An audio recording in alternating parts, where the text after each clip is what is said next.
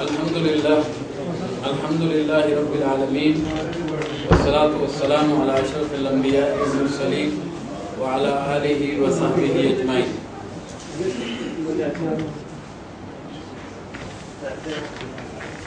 اعوذ باللہ من الشیطان الرجیم.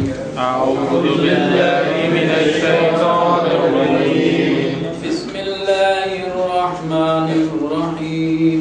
بسم اللہ الرحمن الرحیم. قل من كان عدوا لجبريل قل من كان عدوا لجبريل فإنه نزله على قلبك فإنه نزل على قلبك بإذن الله مصدقا لما بين يديه وهدى وبشرى للمؤمنين. مدینہ کے یہودی اور اہل کتاب جس انداز میں مسلمانوں کو ایک نئے نبی کی اس تاریخ کو مسخ کر کے ان کو بتانا چاہتے تھے اور اس کو وہ چھپا رہے تھے. دراصل کتاب تو آ گئی اور نبی بھی نیا آ گیا، اور یہ لوگ حتیٰ کہ جبرائیل علیہ السلام کو گالیاں پڑھتے تھے. وہ یہ کہتے تھے کہ جبرائیل کو محمد صلی اللہ علیہ وسلم پر وحی لانا ہی نہیں چاہیے تھا. یہاں وہی بات کی جا رہی ہے. ان سے کہو کہ جو کوئی جبرائیل سے عداوت رکھتا ہو اسے معلوم ہونا چاہیے کہ جبرائیل نے اللہ ہی کے اذن سے یہ قرآن تمہارے قلب پر نازل کیا ہے. جو پہلے آئی ہوئی کتابوں کی تصدیق کو تائید کرتا ہے اور ایمان لانے والوں کے لیے ہدایت اور کامیابی کی بشارت بن کر آیا. یعنی یہ جو نئی وحی ہے کتاب ہے، یہ تمہاری اسی کتاب کی تصدیق کر رہی ہے. ایک لحاظ سے تم اپنی کتاب پر ہی بد اعتمادی کر بیٹھے ہو. اگر جبرائیل علیہ السلام غلط وحی لا رہے ہیں تو اس کا مطلب ہے کہ تورات جو وحی لائے تھے وہ بھی غلط تھے. تو وہ ہے کہ صرف تم قرآن پر بد اعتمادی نہیں کر رہے بلکہ تورات کو بھی تم نے بد اعتمادی کے حوالے کر دیا. اگر جبرائیل سے ان کی عداوت کا سبب یہی ہے تو کہہ دو کہ جو اللہ اور اس کے فرشتوں اور اس کے رسولوں اور جبرائیل اور میکائیل کے دشمن ہیں اللہ ان کا ہوگا دشمن ہے. گویا کہ یہ دشمنی جو ہے اب فرشتوں کے ساتھ جو بھی کرے گا تو فرشتے تو اللہ تعالیٰ کی نافرمانی نہیں کرتے تو پھر اللہ بھی ان کا دشمن ہے. ہم نے تمہاری طرف ایسی آیات نازل کی ہیں جو صاف صاف حق کا اظہار کرنے والی ہیں اور ان کی پیروی سے صرف وہی لوگ انکار کرتے ہیں جو فاسق ہیں. کیا ہمیشہ ایسا ہی نہیں ہوتا رہا ہے کہ جب انہوں نے کوئی عہد کیا تو ان میں سے ایک نہ ایک گروہ نے اسے ضرور ہی بالائے طاق رکھ دیا؟ یعنی اگر تو ان کی پچھلی تاریخ ایسی ہو کہ جو بتا رہی ہو کہ پہلی جو کتابیں آئیں ان کو انہوں نے مان لیا تھا، اب جو یہ نہیں مان کے دے رہے پہلی کتابوں کو مانا تھا. پہلی والوں کے ساتھ بھی ایسا ہی رہا. جب کوئی نبی آیا، جب کوئی کتاب آئی، انہوں نے ان کے ساتھ ایسا ہی معاملہ کیا. بلکہ ان میں سے اکثر ایسے ہی ہیں جو سچے دل سے ایمان نہیں لاتے، اور جب ان کے پاس اللہ کی طرف سے کوئی رسول اس کتاب کی تصدیق و تائید کرتا ہوا آیا جو ان کے ہاں پہلے سے موجود تھی تو ان اہل کتاب میں سے ایک گروہ نے کتاب اللہ کو اس طرح پس پشت ڈالا گویا کہ وہ کچھ جانتے ہی نہیں، اور لگے ان چیزوں کی پیروی کرنے جو شیاطین سلیمان کی سلطنت کا نام لے کر پیش کیا کرتے تھے. حالانکہ سلیمان علیہ السلام نے کبھی کفر نہیں کیا. کفر کے مرتکب تو وہ شیاطین تھے جو لوگوں کو جادوگری کی تعلیم دیتے تھے. سلیمان علیہ السلام نے جس سلطنت کا قیام کیا اس میں بنی اسرائیل اپنے اس اعلیٰ مقام پر فائز تھی.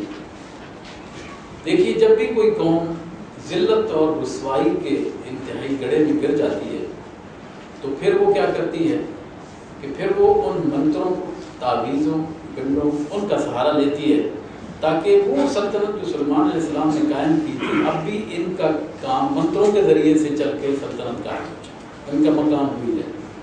تو یہ وہ لوگ وہی تھے کہ یہ سلیمان علیہ السلام اس وقت ان کا حال بہت خراب تھا، تو وہ لگے جادو سیکھنے۔ جادو جو ہے اس وقت بھی مسلمانوں کا ایمان اتنا کمزور ہے اور ہم بھی اسی حالت میں آ گئے، بنی اسرائیل کی اسی حالت میں آ گئے کہ ہمارا کوئی کام نہ ہو جادو ہو گیا، گھر کے اندر کہیں کوئی پنکھا گر جائے جادو ہو گیا، ٹونا ہو گیا۔ پتہ نہیں جادو کو ہم نے اتنا طاقتور سمجھ لیا ہے، کیا جادو اللہ سے زیادہ طاقتور ہے؟ تو پھر ہمارا ایمان کیوں اتنا کمزور ہو گیا؟ جادو قتل نہیں ہو سکتا اگر اللہ کی اجازت نہ ہو، لیکن اس دور میں بڑے بڑے لوگ جادو ٹونے تعویذ اس شکل میں کہ کتاب کے اوپر ٹائٹل پہ لکھیں گے کتاب و سنت کی روشنی میں جادو اور آسیب کے دور کرنے کے طریقے اندر کھول کے دیکھیں بالکل وہی ڈھنگ ہے، وہی کفر اندر موجود ہے۔ تو آج ہماری حالت بھی وہی ہے، وہ بھی اسی طرح جادو سیکھتے تھے۔ وہ پیچھے پڑے ان چیز کے جو اس چیز کے جو بابل میں دو فرشتوں ہاروت و ماروت پر نازل کی گئی تھی۔ حالانکہ وہ فرشتے جب بھی کسی کو اس کی تعلیم دیتے تھے تو پہلے صاف طور پر متنبع کر دیا کرتے تھے کہ دیکھ ہم محض ایک آزمائش ہے، تو کفر میں مبتلا نہ ہو۔ اندازہ کریں کہ وہ فرشتے جو ہیں وہ واضح کہتے تھے کہ یہ کفر ہے اور وہ اس میں مبتلا نہ ہو، پھر بھی یہ لوگ ان سے وہ چیز سیکھتے تھے۔ اب سوال یہ ہے کہ کوئی یہ پوچھ سکتا ہے کہ اگر یہ کفر ہی تھا تو پھر وہ کیوں تعلیم دیتے تھے؟ اس کو یوں سمجھیے کہ دیکھیے جب پولیس نے کسی آدمی کو پکڑنا ہوتا ہے تو سول لباس میں کیا ہے، وہ پیسے لے کے جس کو جو رشوت لیتا ہے اس کو دیتے ہیں، معاف کر دیتے ہیں پیسے، پھر اس کے بعد کیا ہوتا ہے، اس کو پکڑ لیا جاتا ہے۔ یہ وہی تھے فرشتے، تو کوئی بھی شکل اختیار کر سکتے ہیں نا، تو وہاں وہ فرشتے جو آئے وہ اسی گھر سے آئے تھے آزمائش۔ دیکھیے قرآن یہ کہہ رہا ہے کہ وہ کہتے تھے یہ کفر ہے مت سیکھ، یہ غلط ہے، لیکن اس قوم کی پستی کی حالت جو ہے وہ یہاں سے ہمیں نظر آتی ہے کہ وہ کیا ہے، یہ لوگ ان سے وہ چیز سیکھتے تھے جس سے شوہر اور بیوی میں جدائی ڈال، شوہر اور بیوی میں جدائی۔ لیکن موبائل کو بند کرنے کی پولیس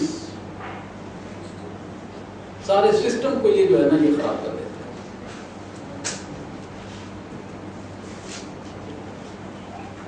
تو میاں بیوی کے درمیان جدائی ڈالنا اس معاشرے کی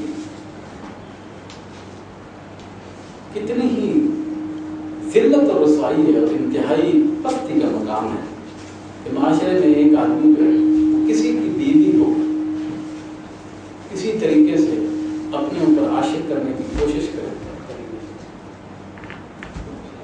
کرے۔ آپ کیا تصور کرتے ہیں کہ اس سے کوئی گرا ہوا مقام ہو سکتا ہے؟ اس لیے وہ یہ سیکھتے تھے۔ لیکن یہ یاد رکھیے کہ یہ جادو بھی اللہ کے اذن کے بغیر نقصان نہیں پہنچا سکتا۔ ظاہر تھا کہ اذن الہی کے بغیر وہ اس ذریعے سے کسی کو بھی ضرر نہ پہنچا سکتے، اگر اس کے باوجود ایسی چیز سیکھتے تھے جو خود ان کے لیے نفع بخش نہیں بلکہ نقصان دہ تھی، اور انہیں خوب معلوم تھا کہ جو اس چیز کا خریدار بنا اس کے لیے آخرت میں کوئی حصہ نہیں۔ جادو کرنا، جادو سیکھنا، تعلیم حاصل کرنا اور اس پر یہ ایمان رکھنا کہ وہ بڑا طاقتور ہے، یہ سب خرافات ہے۔ اور بڑے افسوس کی بات ہے کہ اس دور میں پڑھے لکھے لوگ اس کے چنگل میں پھنسے ہوئے، اور ایسے لوگ بھی کہ جن کے بارے میں یہ بات اچھی طرح معلوم ہے کہ وہ موحد بھی اپنے آپ کو کہلاتے ہیں، لیکن ہوتا کیا ہے کہ وہ بھی اس میں آ جاتے ہیں۔ میں ایک چھوٹا سا واقعہ آپ کو بتاتا ہوں کہ میرے ہمسائے ہیں سامنے کہتے ہیں وہ یہی کام کرتے ہیں، جن داخل کرتے ہیں جن نکالتے ہیں. یہ کاروبار بہت اچھا چلتا ہے. تو روز ہم دیکھتے ہیں کہ کچھ خواتین کو لایا جاتا ہے اور وہ جن نکالے جا رہے ہوتے ہیں، آوازیں آ رہی ہوتی ہیں، اور لیکن کبھی ہم نے کچھ جن نکل کے بھاگتے ہوئے نہیں دیکھا. خود جو جن نکال رہا ہوتا ہے اس سے پوچھا گیا، اس نے بھی کبھی نہیں دیکھا. نکالنے کا طریقہ کیا ہے کہ خاتون جس کو ہسٹیریا کی بیماری ہے کوئی جن میں نہیں ہوتا. ہمارا ایمان کمزور ہو گیا، ہم مشرک ہو گئے. اللہ کو طاقتور نہیں سمجھتے، جادو کو طاقتور سمجھتے. تو وہ جن نکالنے کے لیے چھری چلا رہے ہیں، اس بچی کے گردن تک چھری چلا رہے ہیں اور کہہ رہے ہیں نکل نکل نکل نکل نکل نکل. یہ گرد کر رہے ہیں. دیکھنے والے نے دیکھا اور اس نے کہا یہ جادو، یہ جو جن نکال رہے ہیں یہ تو چھری کی الٹی چلا رہے ہیں. انہوں نے کہا حضرت آپ چھری الٹی چلا رہے ہیں سیدھی؟ کہ مجھے الٹی چلا رہا ہوں. بڑا بیوقوف جن ہے جس کو یہی پتہ نہیں کہ الٹی چلا رہے ہیں کہ سیدھی چلا رہے ہیں. اندازہ کیجیے اس جدید دور میں کیسے دھوکہ دیا جاتا ہے. پھر وہ ایک ہمارے پچھلے والے محلے کی خاتون آئی، وہ اپنے آپ کو بڑے موحد کہلاتے. جب وہاں ان کے گھر آئی، ان سے پوچھا کہ 5,000 روپے گم ہو گیا. تو انہوں نے بتایا کہ وہ نہیں ملے گا. باپ کیوں نہیں ملے گا؟ وہ جن لے گیا. اچھا جن لے گیا تو پھر اب تو کوئی فائدہ نہیں ڈھونڈنے میں. جب وہ باہر نکلی تو میری اہلیہ دیکھ رہی تھی، کہیں آج ہمارے محلے میں کیسے آنا ہوگا. کہنے لگے وہ آئیں گے. تو گفتگو شروع ہوئی تو بتایا کہ وہ اصل میں 5,000 روپیہ تھا گھر میں، وہ گم ہو گیا. اور حافظ صاحب نے بتایا کہ وہ جن لے گیا، فائدہ کوئی نہیں. تو اہلیہ نے کہا بڑا بے وقوف جن ہے جو بینکوں میں لاکھوں روپے پڑے وہ نہیں اٹھاتا، تمہارے 5,000 روپے آ کے اٹھاتا ہے. بینکوں میں نہیں پڑے ہوئے پیسے، وہ کیوں نہیں اٹھاتا؟ تم کب سے یہ اعتقاد تمہارا ہو گیا؟ اپنے آپ کو موحد بھی کہتی ہو. تو بات یہی ہے کہ یہ جادو قطعاً جو ہے وہ اللہ کے اذن کے بغیر اثر نہیں کر سکتا، اور اس کو طاقتور نہیں سمجھنا چاہیے. اگر جس دن آپ نے اس کو طاقتور سمجھا اسی دن ہم مشرک ہو جائیں گے. طاقتور کون ہے؟ تو پھر کیا مصیبت ہے؟ بیماری ہوتی ہے نا، اس کو بھی ایک بیماری سمجھیے. جب بیماری ہوتی تو پھر کیا ہوتا؟ بیماری کو طاقتور سمجھتے ہیں. آپ بتائیے نا، بیماری کو طاقتور سمجھتے ہیں تو جادو کو کیوں طاقتور سمجھتے ہیں؟ وہ بھی ایک بیماری کی طرح بس. تو یہ آزمائش کے لیے اللہ تعالیٰ نے حضرت سلیمان علیہ السلام، تو ان لوگوں نے یہی سارا کچھ سیکھنا شروع کر دیا.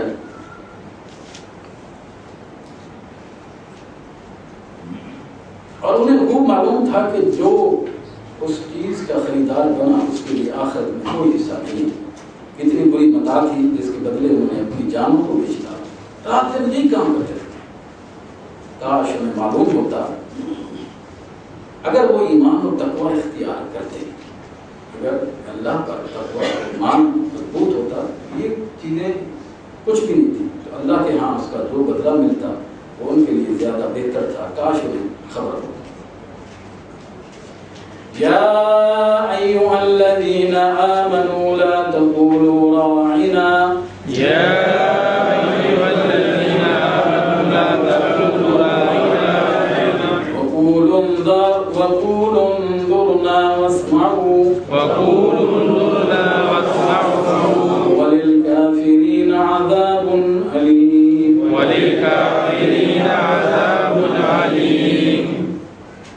یہاں سے ایک ان کی یہودیوں کی اہل کتاب کی ایک اور چال جس کے بارے میں اللہ تعالیٰ نے بتایا. اے لوگوں جو ایمان لائے، ہوتا یہ تھا کہ مسلمان جب اللہ کے رسول صلی اللہ علیہ وسلم کی مجلس میں ہوتے تھے تو بعض اوقات کسی مسلمان کو یا کسی سامع کو آپ کی کوئی بات سمجھ نہیں آئی تو وہ لفظ استعمال کیا جاتا تھا رائنا. رائنا کا معنی ہماری رعایت کیجیے، کچھ ہمیں سمجھا دیجیے، یا ہمارا خیال کیجیے کہ ذرا تھوڑا آہستہ بولیے. یہ ایک مختلف چیز کا معنی. تو یہودی اس مجلس میں بیٹھے ہوئے اسی لفظ کو ایک مختلف سٹائل سے استعمال کرتے تھے.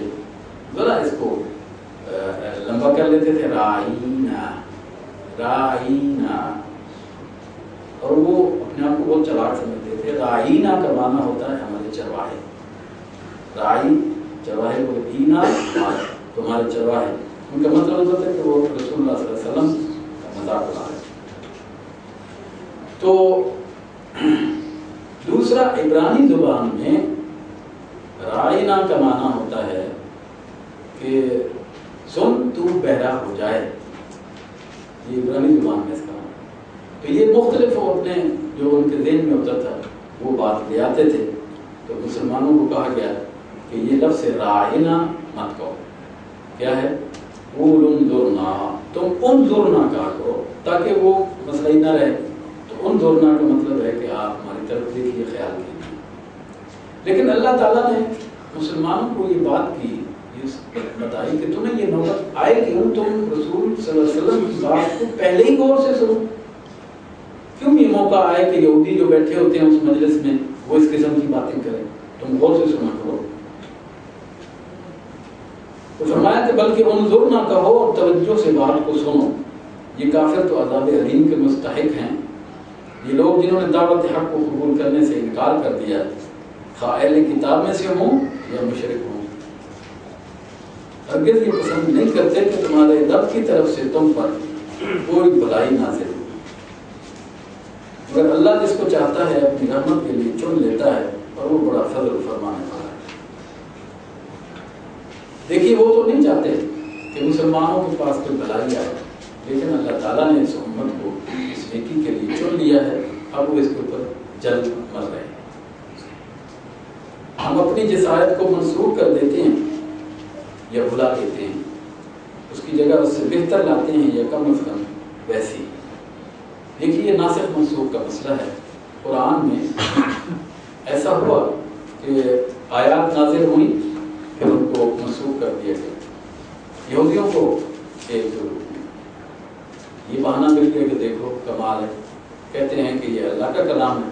تو کیا اللہ کو پہلے معلوم نہیں، وہ پہلے ہی نہ بھیجے؟ وہ آیات نازل کرنے کے بعد پھر منسوخ کر دیتا ہے. یہ کیا بات ہوئی؟ تو اس کا مطلب ہے کہ یہ اللہ کا کلام ہے. تو یہ اللہ تعالیٰ نے اس کا جواب دیا ہے کہ ہم آیات کو نازل کر کے منسوخ کر دیتے ہیں. نازل کرنے والے بھی تو ہم ہی ہیں نا. تو تم نے تو نازل نہیں کیا، وہ بھی ہم ہیں. اس کو پھر منسوخ کرنے والے بھی ہم ہیں. ہم یہ سمجھتے ہیں کہ پہلے اس کی ضرورت تھی، پھر اس کے بعد دوسری کی ضرورت تھی. یہ کلام ہمارا ہے، تمہارا تو نہیں ہے. ہم جو چاہیں کریں. ان اللہ علی کل شیء قدیر. اب دیکھیے نا کہ ایک آیت قرآن مجید میں موجود ہے، لا تقربوا الصلاۃ وانتم سکارى، تم نشے کی حالت میں نماز نہ پڑھو. یہ آیت موجود ہے. اس کے بعد ایک دوسری آیت ہے کہ انما الخمر والمیسر رجس من عمل الشیطان.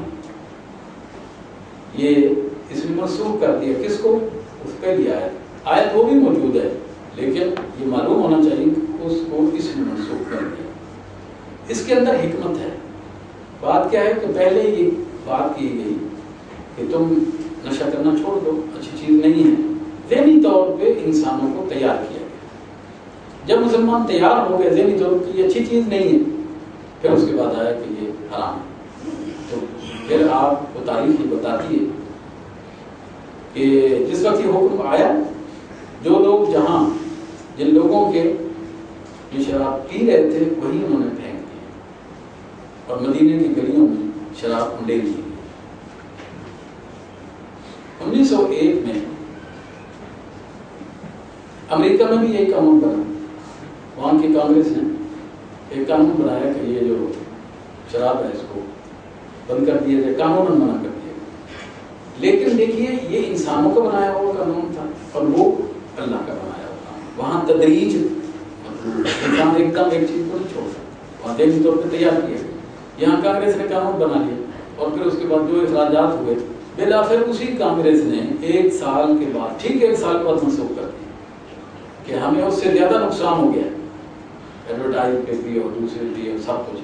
لہٰذا اپنا بنایا ہوا قانون، جو قانون اللہ تعالیٰ کا بنایا ہوا ہے وہ انسان کی نیچر کو جانتا ہے. تو یہاں یہی بات کی گئی کہ جو آیت ہم نازل کرتے ہیں کہ اس کو منسوخ کر دیتے ہیں، اس میں کوئی حکمت ہوتی ہے۔ ہم اپنی جس آیت کو منسوخ کر دیتے ہیں یا بھلا دیتے ہیں، اس کی جگہ سے بہتر لاتے ہیں، یا کم از کم ویسی ہی ہوتی ہے۔ کیا تم جانتے نہیں ہو کہ اللہ ہر چیز پر قدرت رکھتا ہے؟ کیا تمہیں خبر نہیں ہے کہ زمین اور آسمانوں کی فرما روائی اللہ ہی کے لیے؟ وہ یہ کہتے تھے کہ کیا اللہ پہلے سے ہی ایسا کر لے، کیوں وہ ایک آیت بھیجتا ہے کہ اس کے بعد منسوخ کر دے؟ وہ یہ کہتے ہیں، اللہ کہتا ہے، وہ کیا فرماتا ہے کہ وہ آسمان و زمین کی بادشاہی اسی کے لیے، وہ بہتر حکمت جانتا ہے تو وہ ایسا کرتا ہے۔ پھر کیا تم اپنے رسول سے اس قسم کے سوالات اور مطالبے کرنا چاہتے ہو جیسے اس سے پہلے موسیٰ علیہ السلام سے کیے جا چکے ہیں؟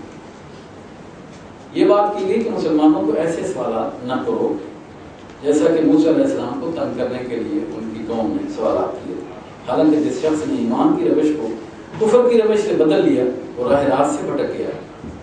ہمارا رسول جو روش بتا رہا ہے، جو تقوی کی بات کر رہا ہے، جو دین لایا ہے، وہ بہتر ہے، اور جو اس کو چھوڑ دے گا وہ راہ راست سے بھٹک جائے گا۔ اہل کتاب میں سے اکثر لوگ یہ چاہتے ہیں کہ کسی طرح تمہیں ایمان سے پھیر کر پھر کفر کی طرف پلٹا لے جائیں، یعنی تمہیں یہ ایسی چیزیں بتا کر کہ دیکھو جی یہ ہے اور وہ ہے، مختلف باتیں جو ہیں شکوک ذہن میں ڈال۔ اگرچہ حق ان پر ظاہر ہو چکا ہے، مگر اپنے نفس کی حسد کی بنا پر تمہارے لیے ان کی یہ خواہش ہے کہ تم بھی اسی طرف پلٹ جاؤ۔ اس کے جواب میں تم عفو و درگزر سے کام۔ اب دیکھیے، ایک طرف تو رسول صلی اللہ علیہ وسلم کی ذات کو ہدف بناتے تھے، اہل کتاب، دوسرا قرآن کو۔ انہوں نے جبرائیل کو جب نہیں چھوڑا تو باقی کس کو چھوڑا؟ جبرائیل کے ساتھ دشمنی نہیں، جبرائیل کو علیہ السلام کو بھی وہ گالی بکتے تھے، تو باقی کس کو چھوڑے؟ تو جب ایسا معاملہ ہو کہ نبی کے بارے میں کوئی بات کی جائے تو صاف ظاہر ہے کہ مسلمانوں کو اشتعال آئے گا۔ تو اللہ تعالیٰ نے مسلمانوں کو کہا کہ نہیں، تم نے مشتعل نہیں ہونا۔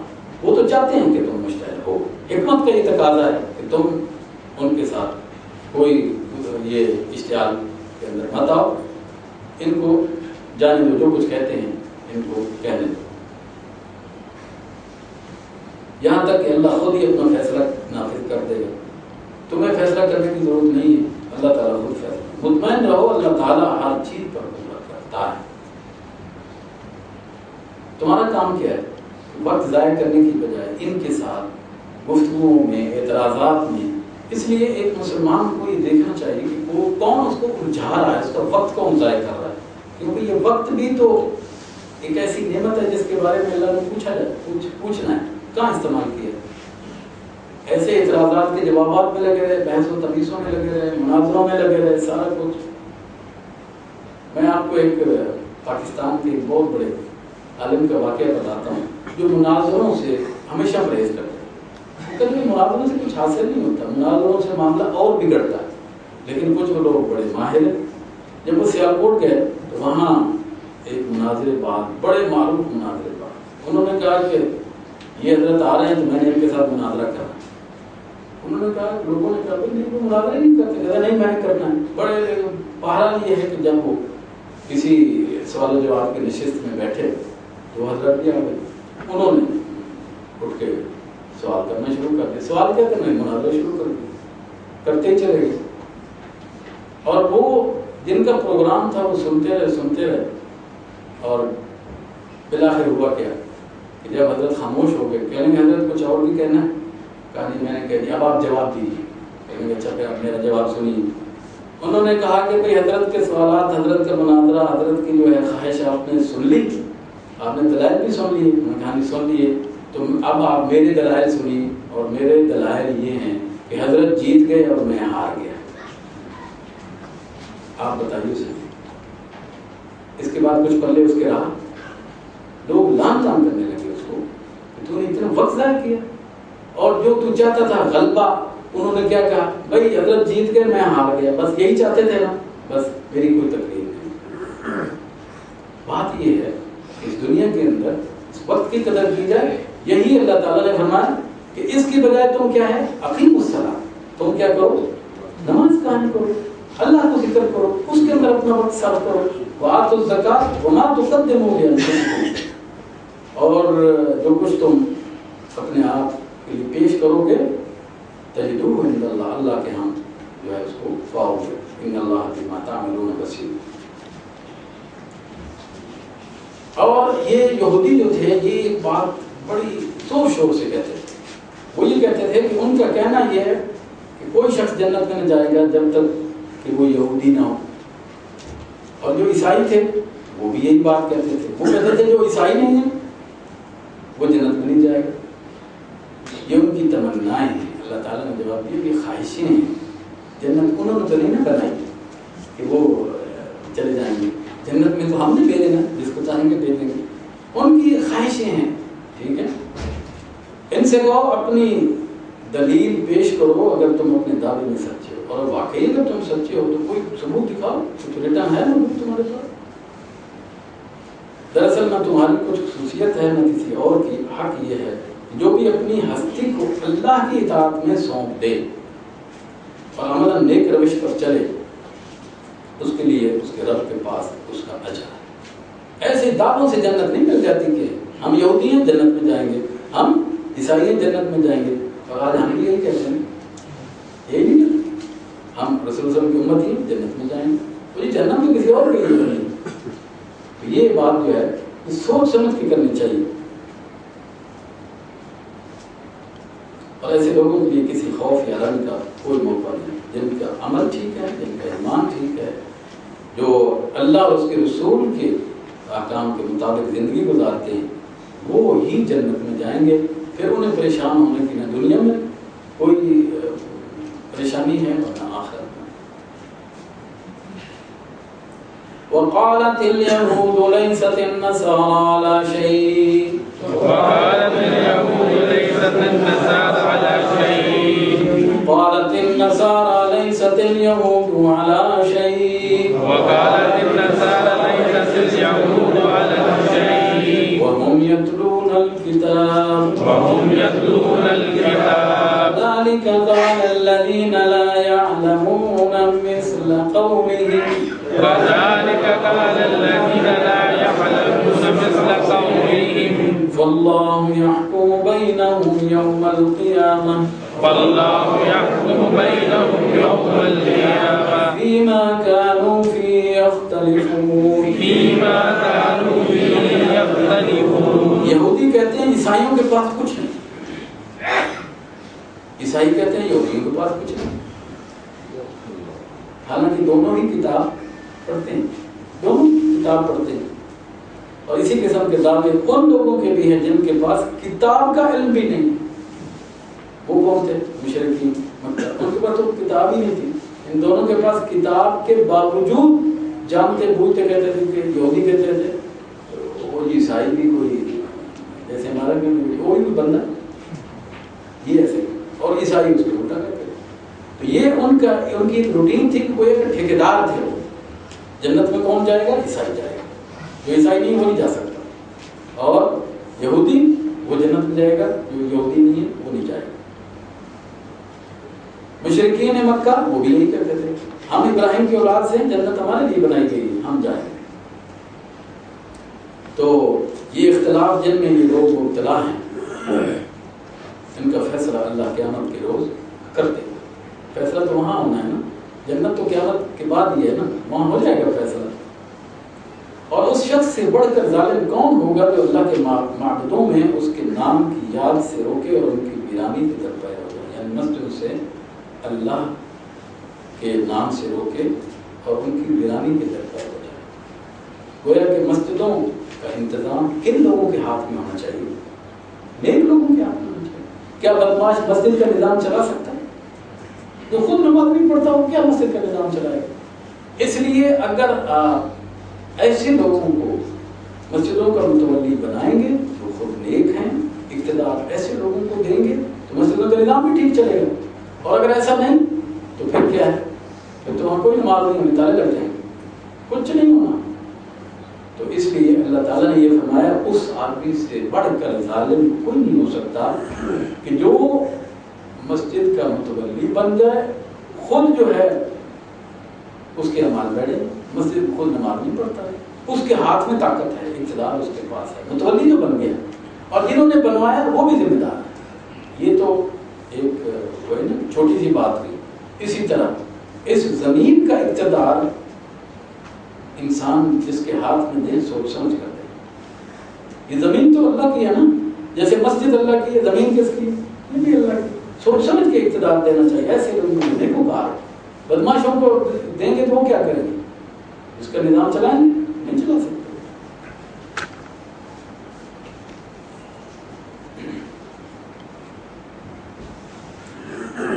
اور اس شخص سے بڑھ کر ظالم کون ہوگا جو اللہ کی مساجد میں اس کے نام کی یاد سے روکے اور ان کی ویرانی کی طرف ہو۔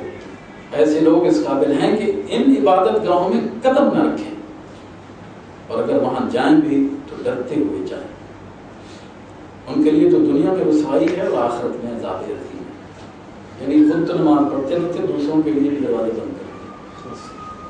مشرق اور مغرب سب اللہ کے ہیں، جس طرف بھی تم رخ کرو گے اسی طرف اللہ کا رخ ہے۔ اللہ بڑی وسعت والا اور سب کچھ جاننے والا ہے۔ ان کا قول ہے کہ اللہ نے کسی کو بیٹا بنایا ہے۔ اللہ پاک ہے ان باتوں سے۔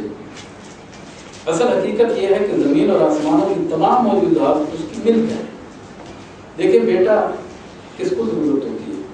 جس کو مر جانا ہے، وہی خواہش کرتا ہے نا، میرے بعد کیا ہوگا، میرا بیٹا میری یاد کو تازہ رکھے۔ کیا اللہ کے ساتھ ایسا معاملہ؟ اس کو بیٹے کی ضرورت نہیں، بیٹے کی اس کو ضرورت نہیں، کیونکہ سب کچھ اسی کا ہے، اس نے پیدا کیا ہے۔ تو اس کو قیاس نہ کیا جائے مخلوق کے اوپر کی، جیسے مخلوق کی ضرورت ہے اللہ کی بھی وہی ضرورت ہے۔ مثال کے طور پر کہ اللہ کو نیند آتی، مخلوق نیند کی ضرورت ہے، وہ کرتی، تو اس لیے اللہ کو بیٹے کی ضرورت نہیں ہے۔ یہ کہتے ہیں کہ نہیں اللہ کا بیٹا ہے۔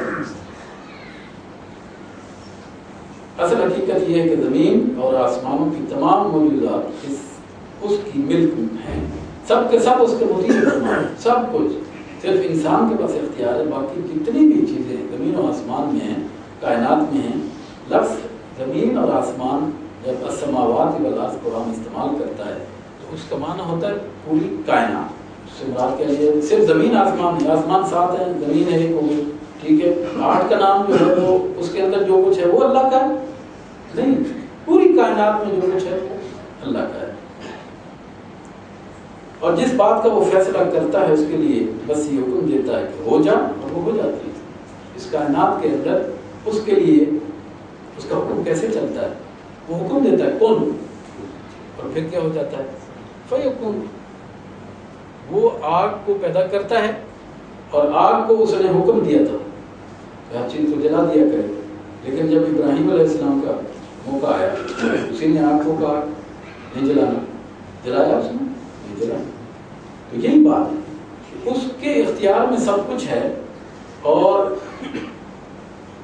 ایک عالم نے کیا اچھی بات کی، وہ کہنے لگے کہ جو کن ہے، کاف اور اس کے بعد کیا ہے، وہ 2 حرف ہے نا، تو انہوں نے ایک بڑے اچھے جملے میں یہ بات کی کہ اللہ جو کام کروانا چاہتا ہے وہ کن کہتا ہے، ابھی کاف کہا ہوتا ہے، نون کہا نہیں ہوتا، وہ چیز ہو جاتی ہے۔ تو انہوں نے عربی کا ایک جملہ انہوں نے کہ بین الکاف والنون، کام ہو جاتا ہے، کاف اور نون کے درمیان میں ہی ہو جاتا ہے، اتنی بھی تاخیر نہیں ہو سکتی۔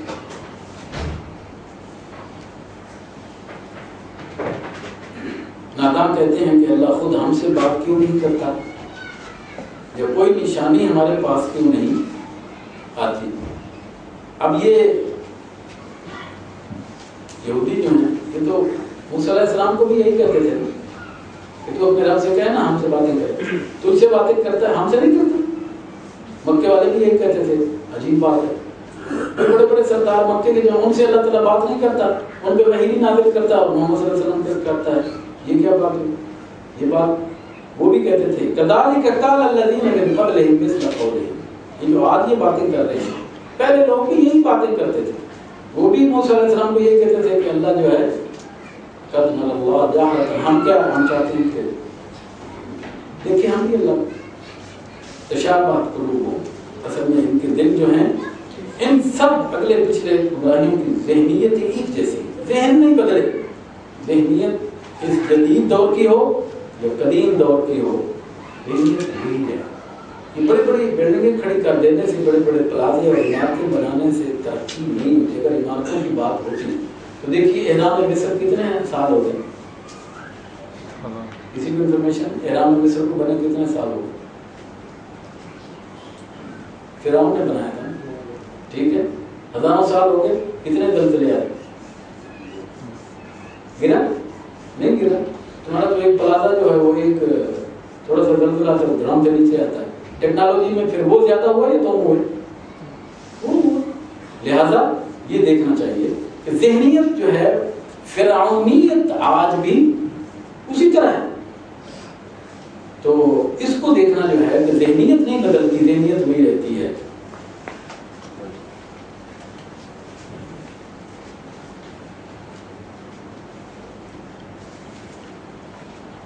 یقین لانے والوں کے لیے تو ہم نشانیاں صاف صاف نمایاں کر چکے ہیں۔ اس سے بڑھ کر نشانی کیا ہوگی کہ ہم نے تم کو علم حق کے ساتھ خوشخبری دینے والا اور ڈرانے والا بنا کر بھیجا۔ جس جزیرۃ العرب، جس جگہ پر علم نام کی کوئی چیز نہیں تھی، وہاں کیا چیز؟ علم آ گیا، رسول آ گیا صلی اللہ علیہ وسلم، اور اس نے ان لوگوں کی زندگی کو بدل دیا۔ تو یہ سب سے بڑی نشانی ہے۔ اب جو لوگ جہنم سے رشتہ جوڑ چکے ہیں ان کی طرف سے تم ذمہ دار اور جواب دہ نہیں ہیں۔ وہ اگر جہنم میں جانا چاہتے ہیں جائیں، علم تو آ گیا، نور آ گیا۔ دیکھیے یہ قرآن نور ہے، یہ اللہ کا نور ہے، اللہ کا کلام ہے، ٹھیک۔ اور جب یہ آ گیا ہے تو جب تمام ہو گئی، اب لوگوں کو اس کا مطالعہ کرنا چاہیے، اور ہماری کیفیت یہ ہے کہ ہم سال میں بھی ایک دفعہ اس کا مطالعہ نہیں کر پاتے۔ تو کیا خیال ہے کہ یہ ہم چھوٹ جائیں گے؟ ہم بھی اسی درد میں آ گئے۔ قرآن موجود ہے نا، ہم تو سیکھنے کے لیے 2 گھنٹے دینے کے لیے تیار نہیں۔ ایک دفعہ ٹھیک ہے میں تشریح زیادہ نہ کر سکوں کوئی بات نہیں، لیکن ایک دفعہ گو تھرو تو ہو جائے گا نا، شروع سے آخر تک یہ تو پتہ چل جائے گا کیا مضامین ہیں۔ ہم تو 2 گھنٹے کے دینے کے لیے تیار نہیں۔ ایک ایسا خدا ہم نے بنا لیا ہے کہ وہ راضی نہیں ہوتا، ختم ہی نہیں ہوتا، بھرے ہی جا رہے ہیں۔ لیکن کوئی اپنے 24 گھنٹوں میں سے 2 گھنٹے تو نکال لیں۔ ابھی دیکھیں ہم نے وقت مقرر کیا ہے کہ 7:45 بجے جو ہے ہم شروع کر دیں، اور اس وقت آ کے حاضری مکمل ہوئی۔ یعنی ہم پریورٹی کیا ہے، کچھ اور کام نہیں۔ سال میں ایک دفعہ تو یہ ترتیب دیں، اپنے وقت میں سے نکال لیں، اہتمام کریں، آئیں تو سیکھ ہی لیں گے نا، اللہ کا کلام ہے اور اس کا جو ہے یہ انداز آپ کچھ تو پہلے پڑے گا۔ لیکن یہ ہے کہ اگر ہم اسی طرح ساری زندگی اسی ڈگر پر چلتے رہے تو باہر چلا تو جانا ہے اللہ کے پاس، اور وہ فیصلہ کر دے گا کہ نور آ گیا تمہارے پاس، نور تمہارے پاس موجود تھا، تم اس کو نہ سیکھ سکے۔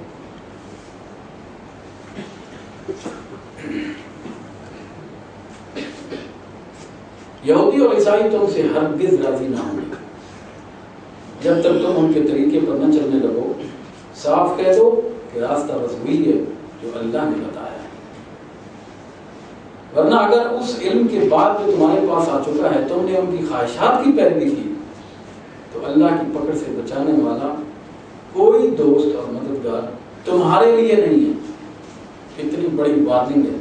نبی صلی اللہ علیہ وسلم کو کہا جا رہا ہے کہ اس علم کے آنے کے بعد، اس قرآن کے نور کے آنے کے بعد بھی اگر آپ نے کوئی کمپرومائز کیا ہے ان کے ساتھ تو پھر آپ بھی اس میں آ جائیں۔ حجت تمام ہو گئی ہے، آپ کو بھی ہم نے نبی بنایا، قرآن بھی ہم نے بھیج دیا، آپ کو دیا، علم آ گیا ہے۔ اب اس روشنی سے اگر کوئی نہیں فائدہ اٹھاتا تو وہ جانے۔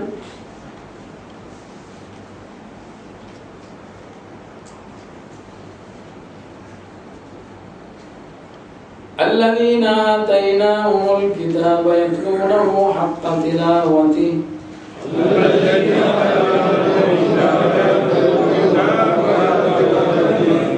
أولئك يؤمنون به ومن يكفر به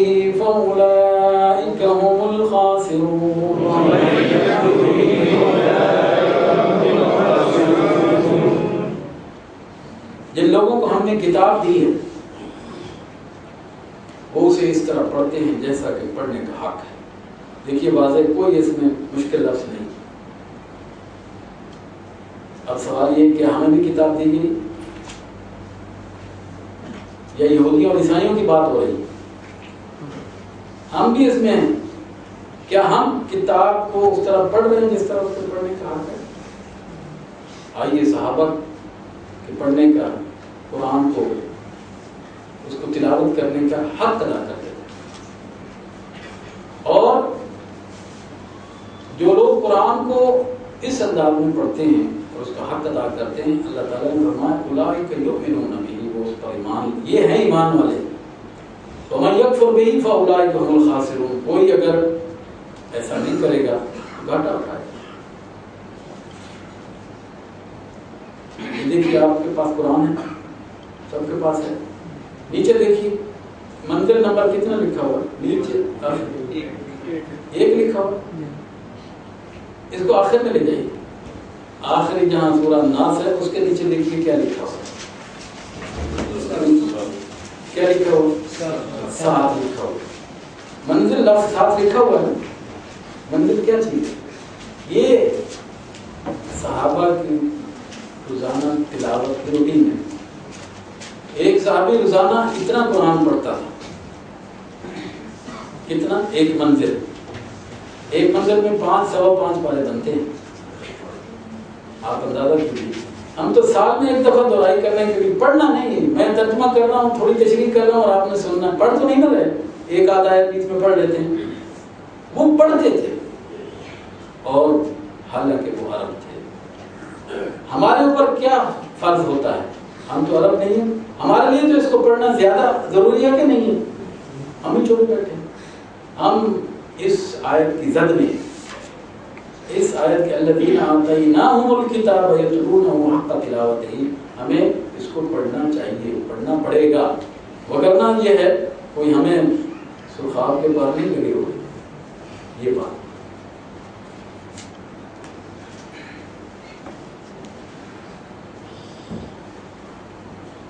اے بنی اسرائیل، یاد کرو میری وہ نعمت جس سے میں نے تمہیں نوازا تھا، اور یہ کہ میں نے تمہیں دنیا کی تمام قوموں پر فضیلت دی تھی. اور ڈرو اس دن سے جب کوئی کسی کے ذرا کام نہ آئے گا. بنی اسرائیل کو اللہ نے کس بنیاد پر فضیلت دی؟ کتاب کے علم کی بنیاد، حق کا علم دیا. اس وقت دنیا میں سب سے اعلیٰ مقام بنی اسرائیل، کیونکہ ان کے پاس کتاب تھی. اور آج ہمارے پاس بھی ہے نا، ہمارا مقام کیا ہے؟ یہی بات اللہ تعالیٰ بنی اسرائیل سے فرما رہا ہے کہ دیکھو ڈرو اس دن سے کہ جس دن کوئی کسی کے کام نہیں آئے گا، نہ کسی سے فدیہ قبول کیا جائے گا، نہ کوئی سفارشی آدمی کو فائدہ دے گی، اور نہ مجرموں کو کہیں سے کوئی مدد پہنچ سکے. دور کی تو مدد کو چھوڑیے نا، وہاں تو ماں بھی بیٹے کی مدد نہیں کر سکتی. وہ دن ایسا نہ کوئی وہاں فدیہ دیا جائے گا، کوئی چیز وہاں نہیں، صرف اپنا عمل، اپنا عمل. اللہ کے رسول نے فرمایا یا فاطمہ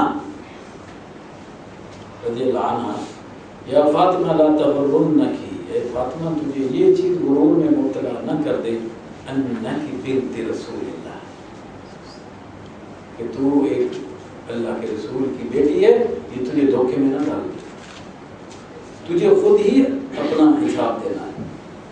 تو جب رسول صلی اللہ علیہ وسلم اپنی بیٹی سے یہ کہہ سکتے ہیں تو پھر ہمارا معاملہ کیسا ہے؟ وَإِذِ ابْتَلَىٰ إِبْرَاهِيمَ، یاد کرو کہ جب ابراہیم کو اس کے رب نے چند باتوں میں آزمایا. اب ایک ایسی شخصیت کا قصہ شروع ہو رہا ہے جس کو اللہ تعالیٰ نے دنیا میں امام الانبیاء بنایا، وہ ابراہیم علیہ السلام.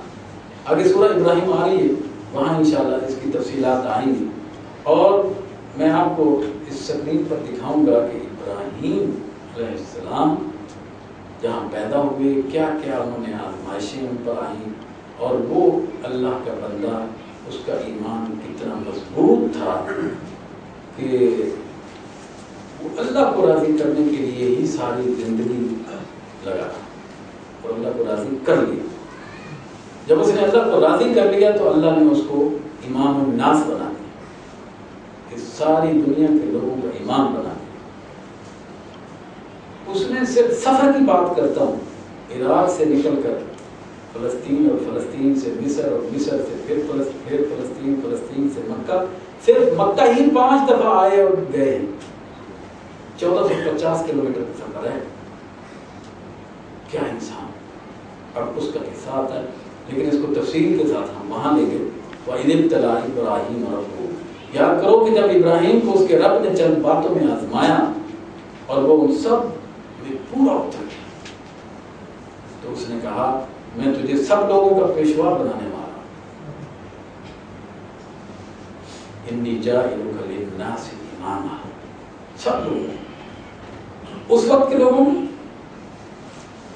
سوال یہ اس وقت کے لوگوں میں نہیں، قیامت تک کے لیے، قیامت تک کے لوگوں انسانوں کو جو ہے امام بنانے والا ہوں.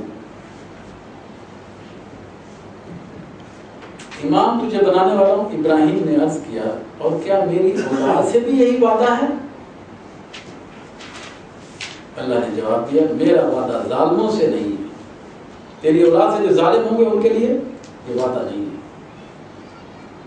اور یہ کہ ہم نے اس گھر یعنی کعبے کو لوگوں کے لیے مرکز اور امن کی جگہ قرار دیا تھا اور لوگوں کو حکم دیا تھا کہ ابراہیم علیہ السلام جہاں عبادت کے لیے کھڑا ہوتا ہے اس مقام کو مستقل جائے نماز بنا. آپ میں سے جنہوں نے حج کیا، عمرہ کیا، دیکھا وہ مقام ابراہیم. اللہ کسی کے ایمان اور اخلاص کو کیسے قبول کرتا ہے. ہزاروں سال گزر گئے ہیں ابھی تک بھی وہ مقام ابراہیم کیا ہے. ہر عمرہ کرنے والا، حج کرنے والا وہاں کیا کرتا ہے؟ پڑھتا ہے نا. اس کو کہتے ہیں اخلاص اور اس کو کہتے ہیں قبولیت.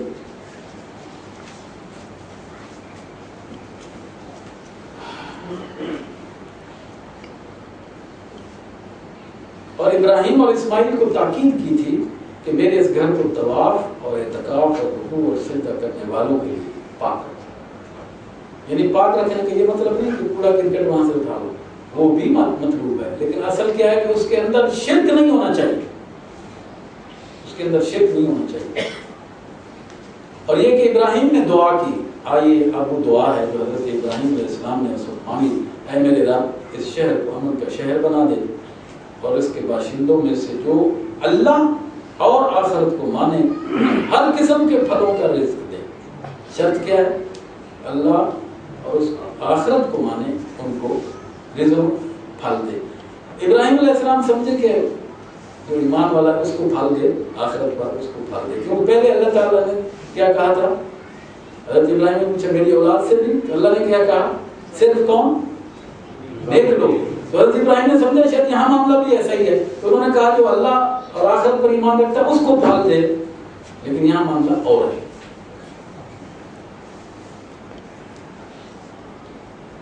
جواب میں اس کے رب نے فرمایا اور جو نہ مانے گا دنیا کی چند روزہ زندگی کا سامان تو میں اسے بھی دوں گا. یہ اللہ کی سنت ہے. وہ کافر ہے، مشرک ہے، سب کو دیتا ہے، مگر آخرکار اسے عذاب جہنم کی طرف گھسیٹوں گا اور وہ بدترین ٹھکانہ.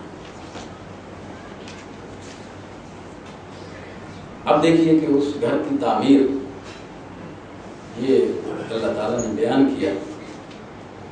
اور یاد کرو ابراہیم اور اسماعیل جب اس گھر کی دیواریں اٹھا رہے تھے تو وہ دعا کرتے جاتے تھے اے ہمارے رب ہم سے یہ خدمت قبول فرما لے، تو سب کی سننے اور سب کچھ جاننے والا ہے.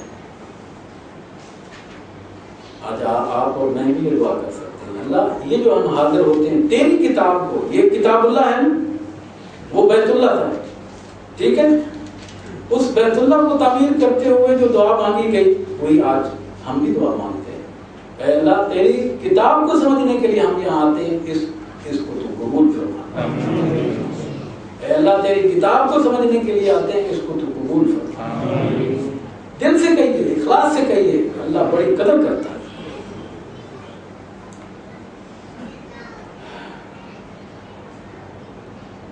آگے کیا؟ اے ہمارے رب ہم سے یہ خدمت قبول فرما دے تو سب کی سننے اور سب کچھ جاننے والا ہے. اے رب ہم دونوں کو اپنا مطیع فرمان بنا. ہماری نسل سے ایک ایسی قوم اٹھا جو تیری مسلم ہو. ہمیں اپنی عبادت کے طریقے بتا اور ہماری کوتاہیوں سے درگزر فرما. تو بڑا معاف کرنے والا اور رحم فرمانے والا ہے. بات کیا ہماری نسل سے. ابھی میں نے اور آپ نے بھی فکر کی نسل کی. اسی پروگرام میں اپنی نسل کو لائے. کیا خیال ہے؟ وہاں تو وہ مزدوری کرتے ہوئے اسماعیل علیہ السلام مزدور تھے اور حضرت ابراہیم مستری تھے. یہ کام کر رہے ہیں, بنا رہے ہیں بیت اللہ. اور اس وقت دعا مانگی ہماری نسل سے. ہم بھی آج اپنی نسل کی فکر کریں. نسل کو تو گھر چھوڑائیں.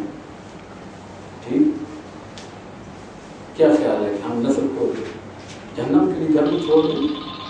نہیں, ان کے لیے قوا انفسکم واہلیکم نار. جہاں اپنے آپ کو بچانا ہے وہاں اولاد کی بھی فکر کی, اولاد کی بھی فکر کی. اور بڑی عجیب بات ہے کہ ہم سب لوگوں کو نیکی کی دعوت دیتے ہیں, نہ اپنی بیوی کو دعوت دیتے ہیں نہ اپنی اولاد کو دعوت دیتے ہیں. کبھی نہیں. وہ بیوی جو رات دن بیچاری خدمت کرتے ہیں, ہم اسی کو نہیں دین کی دعوت دیتے, اسی کو نہیں بتاتے کہ اللہ کی بندی یہ کام میں کرنے چلا تو بھی آ جائے. نہیں, اس کا کام بس وہ روٹی پکانا ہے. اس نے بھی تو اللہ کو جواب دینا ہے کہ نہیں جانا. اس نے بھی تو آخر میں اللہ کے ہاں حاضر ہونا ہے. تو اس کی بھی فکر کیجیے نا. جہاں وہ آپ کی اتنی خدمت کرتی ہے تھوڑا سا اس کو وقت دیں, وہ بھی آئے, یہ قرآن کی بات وہ بھی سنیں.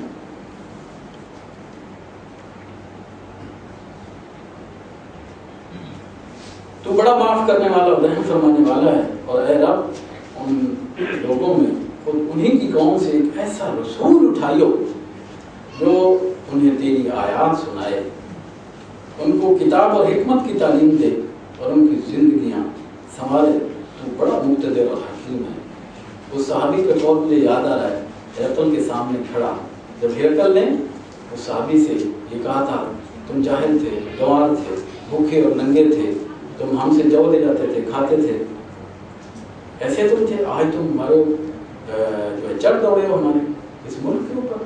اس صحابی نے کہا کوئی شک نہیں, جو تو کہہ رہا ہے ہم ایسے ہی تھے, لیکن اس نیلی چھت والے کو ہمارے اوپر رحم آ گیا. اس نے ہم میں سے ایک رسول بنایا, کھڑا کر دیا, اور اس نے اس کو کتاب دی, کتاب جس میں سب کچھ ہے. اس کی بنیاد پہ آج ہم تیرے پاس بھی وہی کتاب لے کر آئے ہیں. ہمیں تیری زمین کی ضرورت نہیں ہے, ہم وہ کتاب لے کر آئے ہیں. یہاں بھی حضرت ابراہیم علیہ السلام نے دیکھیے ہزاروں سال پہلے ایک دعا مانگی تھی, اللہ اور انہی میں سے ایک ایسا نبی بنا دینا جو تیری کتاب کی تعلیم دے, ان کی زندگیوں کو سنوار دے. اب کون ہے جو ابراہیم کے طریقے سے وَمَن يَرْغَبُ عَن مِّلَّةِ إِبْرَاهِيمَ إِلَّا مَن سَفِهَ نَفْسَهُ وَمَن يَرْغَبُ عَن مِّلَّةِ إِبْرَاهِيمَ إِلَّا مَن سَفِهَ نَفْسَهُ وَلَقَدِ اصْطَفَيْنَاهُ فِي الدُّنْيَا وَإِنَّهُ فِي الْآخِرَةِ لَمِنَ الصَّالِحِينَ. اب کون ہے جو ابراہیم کے طریقے سے نفرت کرے, جس نے خود اپنے آپ کو حماقت اور جہالت میں مبتلا کر لیا ہو؟ اس کے سوا کون یہ حرکت کر سکتا ہے؟ ابراہیم علیہ السلام تو وہ شخص ہے جس کو ہم نے دنیا میں اپنے کام کے لیے چن لیا تھا. اللہ کا کام کیا ہے؟ یہ ہے کتاب. اللہ کی قسم, اس کتاب کی تعلیم ہر مسلمان اس کتاب کی تعلیم دینا فرض ہے, سنت نہیں ہے, واجب نہیں, فرض ہے. بلغ ما انزل الیک, جو کچھ آپ کی طرف اتارا گیا پہنچا دیجیے اس کو. ہم بھی اسی مقام پہ کھڑے ہیں. یہاں بھی یہی بات کی گئی کہ ہم نے اس کو دنیا میں چن لیا تھا, دنیا داری کے لیے نہیں, اپنے کام کے لیے. اور آخرت میں اس کا شمار صالحین میں ہوگا. جو انسان یہ چاہتا ہے کہ وہ صالحین میں اپنا شمار کرا لے تو پھر اس کو کام کون سا کرنا ہوگا؟ یہی کام کرنا ہوگا. میں ادھر آنے لگا تو کوئی دوست کہنے لگا آپ وہاں جاب کے لیے جا رہے ہیں؟ میں نے کہا ہاں. تو کیا جاب ہے؟ میں نے کہا قرآن کی تعلیم. اس جاب کے لیے جا رہا ہوں. وہ سمجھتے تھے کہ شاید مجھے کوئی ادھر میں انجینئر ہوں یا کیا جاب کروں. یہ میرا جاب ہے, یہ فل ٹائم جاب ہے, فل ٹائم جاب ہے, ایٹ پارٹ ٹائم جاب. اس کو سمجھنے کی کوشش کی.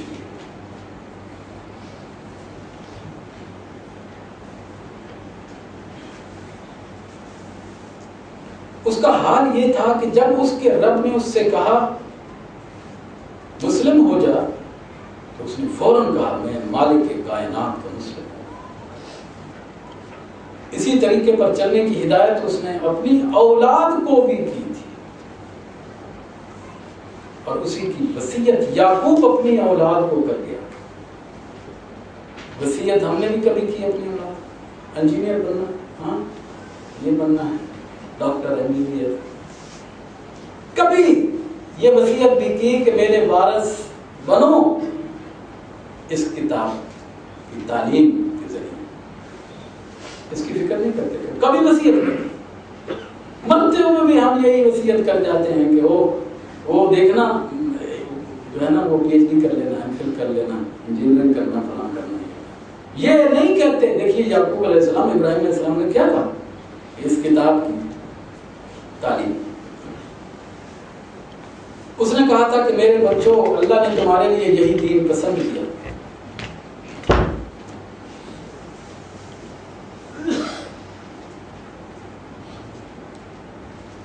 لہذا بتے دم تک مسلم ہی رہنا. پھر کیا تم اس وقت موجود تھے جب یعقوب علیہ السلام اس دنیا سے رخصت ہو رہا تھا؟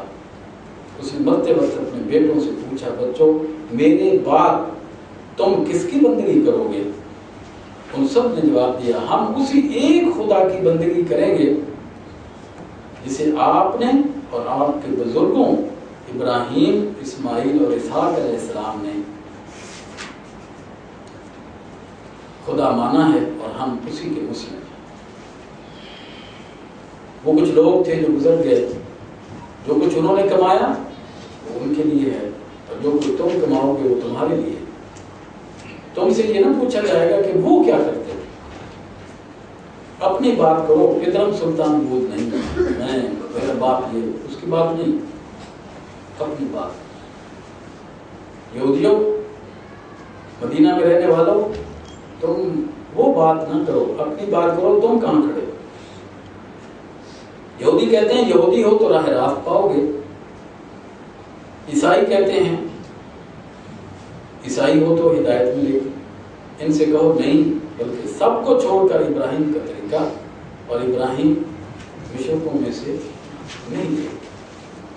مسلمانوں کہو کہ ہم ایمان لائے اللہ پر اور اس ہدایت پر جو ہماری طرف نازل ہوئی ہے, اور جو ابراہیم, اسماعیل, اسحاق, یعقوب اور اولاد یعقوب کی طرف نازل ہوئی تھی, اور جو موسیٰ اور عیسیٰ علیہ السلام اور دوسرے تمام پیغمبروں کو ان کے رب کی طرف سے دی گئی تھی.